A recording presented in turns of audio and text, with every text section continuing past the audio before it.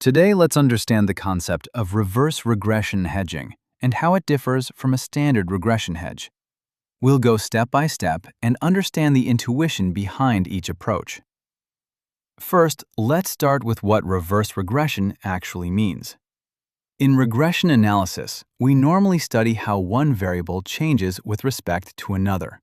Typically, we choose a dependent variable, which we want to explain, and an independent variable, which explains the change. In bond hedging, a common approach is to regress the yield change of the target bond on the yield change of the hedging instrument, usually a treasury bond. This relationship is written using a regression equation where the yield change of the target bond depends on the yield change of the hedging bond, along with a slope coefficient called beta. However, in reverse regression, we simply flip the variables. Instead of explaining the target bond using the hedging bond, we explain the hedging bond using the target bond. So the regression equation changes direction. Conceptually, the variables switch roles. The yield change of the treasury is now explained by the yield change of the corporate bond. This simple switch creates a different hedge ratio and leads to a different hedging strategy. Now let's understand the standard regression hedge. A regression hedge is designed to minimize the variance of the target bond position. In other words, the goal is to reduce the risk of the bond we are trying to protect. We estimate a regression equation where the yield change of the target bond depends on the yield change of the hedging instrument. The key output from this regression is the slope coefficient beta, which tells us how sensitive the target bond is relative to the hedging bond. To determine the hedge size, we use a formula that combines three things: the size of the target bond position, the dV01 of the target bond, the dV01 of the hedging bond, and the regression beta. The formula essentially scales the hedge position based on the relative interest rate sensitivity of the two bonds and the statistical relationship between their yield movements. For example, suppose we hold $120 million of a corporate bond. The dV01 of the corporate bond is 0.40, and the dV01 of the treasury bond is 0.20. The regression beta from historical data is 0.80. Using the hedge formula, we calculate the amount of treasury bonds needed to offset the interest rate risk of the corporate bond position.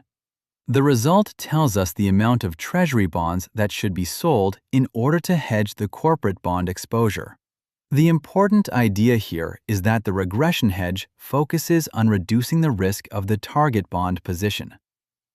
Next, let's understand the reverse regression hedge.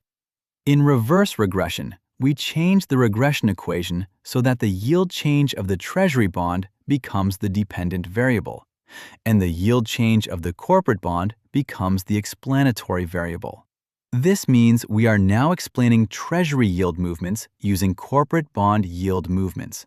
Because the regression direction changes, the interpretation of beta changes as well, and so does the hedge ratio. In this case, the hedge formula still uses the dV01 values and the beta coefficient, but the ratio of dV01 terms is reversed compared to the standard regression hedge. Imagine we now hold $80 million of treasury bonds. The dV01 of the treasury bond is 0.25, and the dV01 of the corporate bond is 0.35. Suppose the reverse regression beta is 0.95. Using the reverse hedge formula, we calculate how much corporate bond exposure is needed to hedge the treasury position. The result tells us the amount of corporate bonds that should be purchased to offset the risk of the treasury position. So while the regression hedge protects the corporate bond position, the reverse regression hedge protects the treasury position instead. Now, let's discuss an important implication: the difference in hedge ratios and risk weights. Because the regression direction changes, the hedge ratio also changes.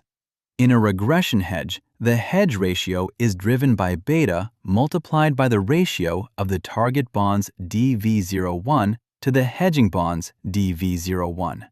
In reverse regression, the DV01 ratio flips. This leads to a completely different hedge ratio even when the same bonds are involved. For example, suppose the DV01 of the target bond is 0.45. The DV01 of the hedge bond is 0.30, and beta is 0.75. When we calculate the regression hedge ratio, the value becomes greater than 1, meaning a relatively larger hedge position is required. But when we apply the reverse regression formula, the hedge ratio becomes smaller because the DV01 ratio is inverted. This shows that the two approaches can lead to significantly different hedge positions, even though they involve the same securities. Finally, let's discuss when each approach should be used.